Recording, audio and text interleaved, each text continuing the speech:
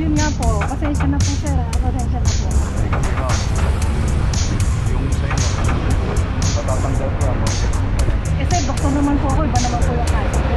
Saka nakahasag po sila. Paliwanag ko lang po sa inyo na maayos na itong Scientific Cruiser, clamping po. Opo, alam po namin yan dahil dito po ako nakatira. Dito ma'am. Opo. So magbabayad po kami ng penalty. 5 minutes lang po, tsaka doktor ako, pasyente po yung kukunin namin. Ngayon lang ako makikiusap sa inyo sir. Sir, doktor po ako, sila mo hindi sila doktor. Okay po? Yun po yung difference namin.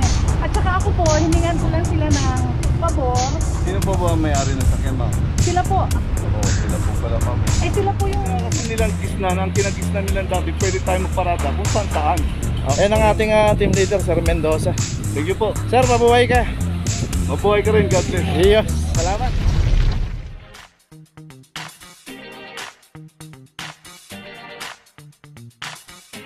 Papajo TV.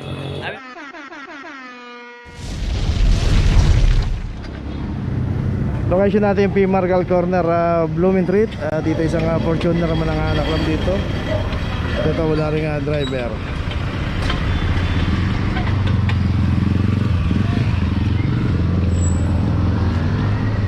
From number 2444. At dito rin sa kabila yung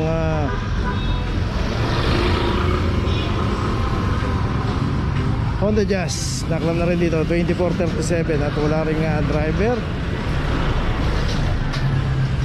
Dito random naman po yung operation. Pagka sino yung naabutan dito at wala driver, matik na po yan.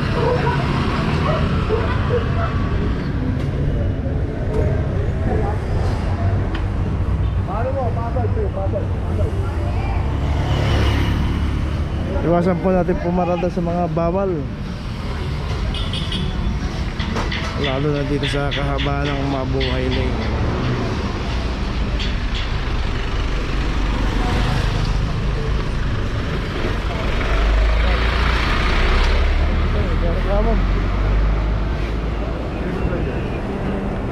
Saan po yung driver?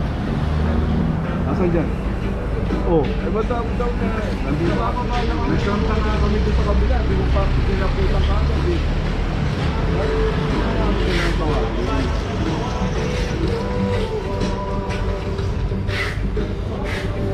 So yun na nagpapabaka. So may naklam po dito sa itong kahabaan ng P. Margal Mabuhay Lane po dito. Kahit sunod ka lang dito. Iwan ka lang. Sige na.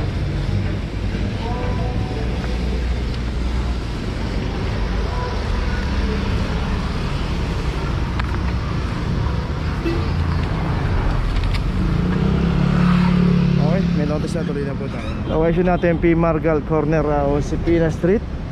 Dito isang Mitsubishi Estrada L200 from number 2336. Dito random naman po yung operation kung sino yung aabutan, walang driver, matik na pong makakram yan. Kaya wag po tayo paparata sa mga Mabuhay Lane. Wag po nating iiwan yung ating mga sasakyan. At pagka nadaanan po ng clubbing operation yan, pupuntahan na po natin yan sa Manila City Hall. At mayroon kaukulang penalty 900 pesos.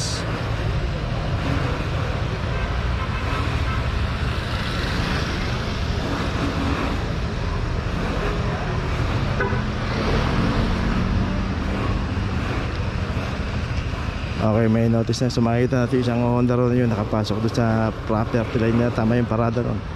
Huwag lang pong harangan yung pangketa. Tuloy na tayo. Location natin Berlin Street, in between ng P-Campa at Quezon Boulevard. At dito naman isang Innova ang inabot dito. 2445 para sa Innova.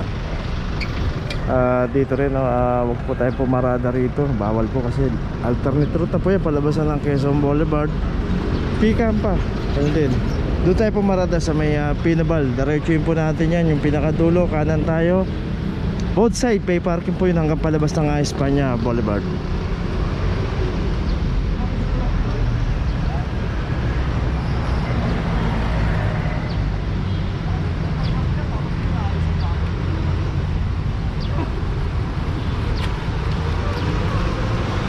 Okay, itong ito, may notice na, tuloy na po tayo.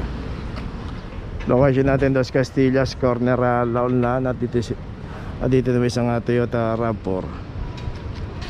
At yung Toyota RAV4 dito naka double parking, walang driver. Both side may nakaparada na po dito sa kahaba ng Dos Castillas. Pero wag po tayo mag double parking. Claim number 2324 para sa RAV4. So ka-achieve natin pay parking itong kahaba ng Dos Castillas. At both side may nakaparada na. Iwasan po natin mag double parking. Ngayon wala tayong maparada, hanggang doon po yan. Yung pay parking yan hanggang paglabas ng Espanya Boulevard. Okay, may notice na ito nga RAV4. Tuloy na tayo. Santa Cruz, corner Dapitan. Dito naman isang bios din ng anak club. Tatulan driver club number 2336.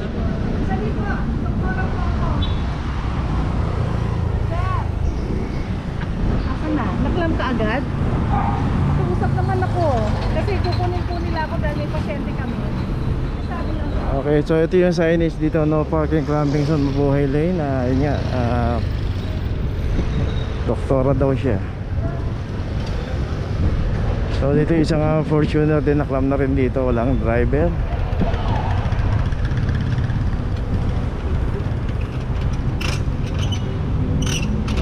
$24.38 para sa Fortuner.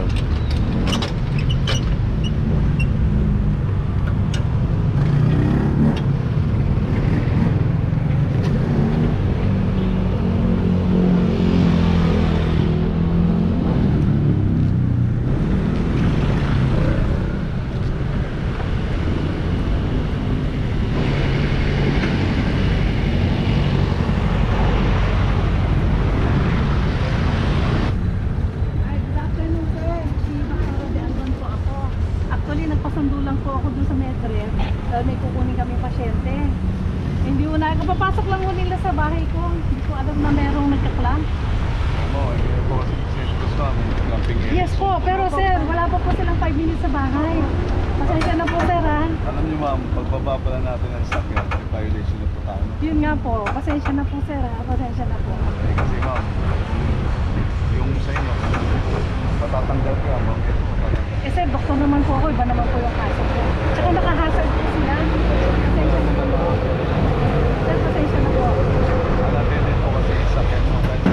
Oo nga po, pero kapapasok lang po nila, sir. Oo nga ma'am, paliwanag ko lang po sa inyo na maayos na itong Vicente Cruz, clamping zone Opo, area, alam po dapat namin hindi yan dahil natin- dito po ako nakatira. Oo.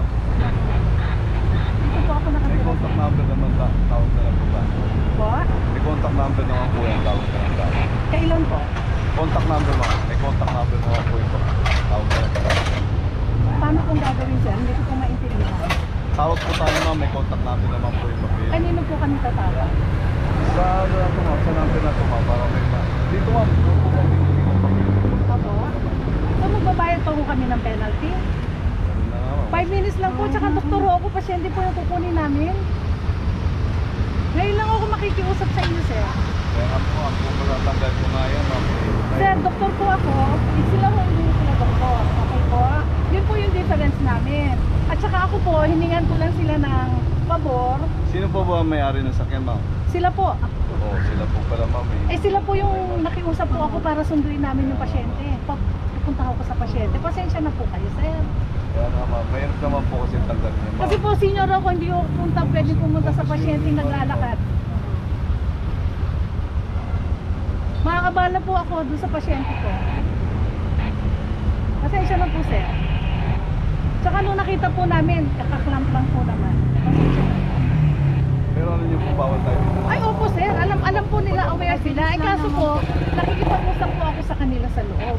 Wala po pong 5 minutes, sir. Pasensya na po kayo, sir. Ngayon lang po ako, sir, makikiusap sa inyo. Mahirap na nga po tanggalin niya ma'am, once na nakakap na po ma'am. Sir, pwede pong tanggalin yan, sir. Ay, hindi po ganun ma'am. Mahirap po yun ma'am. Ako naman po matatanggal sa trabaho ma'am, kung matatanggal. Hindi po kayo matatanggal, sir. Ako po, doktor, nakikipag-usap ako. Kaya nga po ma'am. Sige po, di bali, sir. Marami pong salamat. Ano pong pangalan niyo, sir?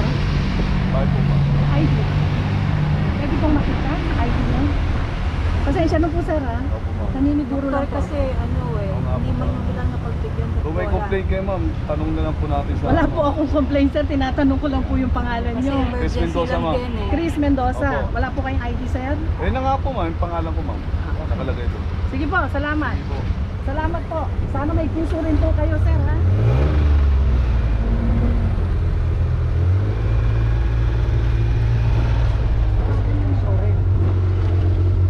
May puso rin. Monument, may puso rin. So yun, dalawa yung na-clump dito. Yun nga, doktora si ma'am at sana may puso rin kayo. Okay, nandito na ngayon tayo sa opisina ng clamping sa impounding dito sa Central. Dito na po nagtatapos ang ating vlog. Maraming salamat po sa mga subscriber, sa mga viewers, sa mga napadaan po sa ating channel. Maraming salamat po sa mga suporta nyo. Sa mga hindi pa po nakakapag-subscribe, subscribe na po tayo mga kabayan. Maraming salamat po. Mabuhay!